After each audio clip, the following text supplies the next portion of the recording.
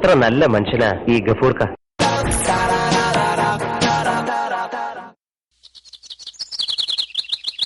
നമസ്കാരം മുതലാളി.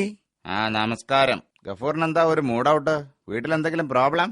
ഒന്നുമില്ലാന്ന് പറഞ്ഞാൽ അത് കളവാവും, ഉണ്ടെന്ന് പറഞ്ഞാൽ അത് സത്യമാവും. കാര്യം കേൾക്കട്ടെ ആദ്യം.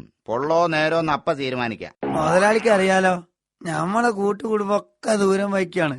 കല്യാണത്തിനോ മറ്റടിയന്തരത്തിനോ പോണെങ്കിൽ ബസ് അല്ലെങ്കിൽ വണ്ടി. പിന്നെ ദൂര സ്ഥലത്തേക്കൊക്കെ ആൾക്കാർ നടന്നിട്ടാണോ പോവാ? വണ്ടി ഇറങ്ങിയാലും പിന്നെ ഒരുപാട് നടക്കണം.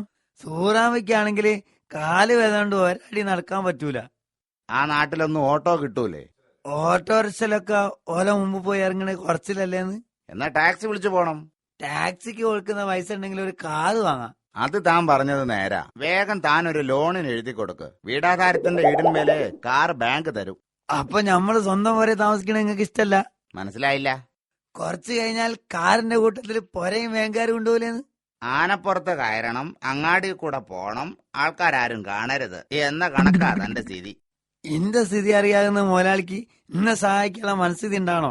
എന്താ താൻ പറഞ്ഞു വരുന്നത്? ഇനി നമ്മൾ വലിച്ചിട്ടില്ല. കാറ് വാങ്ങാൻ ഒരു 2 ലക്ഷം റുപ്യ മുതലാളി കടന്നു തരണം.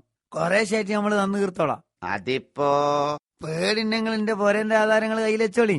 എന്നെ സംബന്ധിച്ചിടത്തോളം 2 ലക്ഷം വലിയ തുകയല്ല. പിന്നെ എന്തിനു തന്നെ പേടിക്കണം?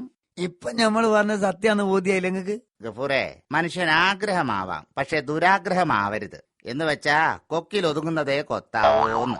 നിങ്ങൾ ഉപദേശം കേൾക്കാനല്ല, 2 ലക്ഷം കടം ചോദിക്കാനാ ഞമ്മള് വന്നത്. നിങ്ങൾ ചൂട്ടും പിടിക്കണ്ട, കുഴയും പിടിക്കണ്ട. പക്ഷേ ഒന്ന് ചോദിച്ചോട്ടെ, ഒരു ചെറിയ കാറ് വാങ്ങാൻ ആഗ്രഹിച്ചാ ഞമ്മള് ദുരാഗ്രഹി. ഈ 3-4 കാറ് വാങ്ങിക്കൂട്ടി നിങ്ങൾ എന്താഗ്രഹിക്കുന്ന ഞമ്മള് വിളിക്കേണ്ടി?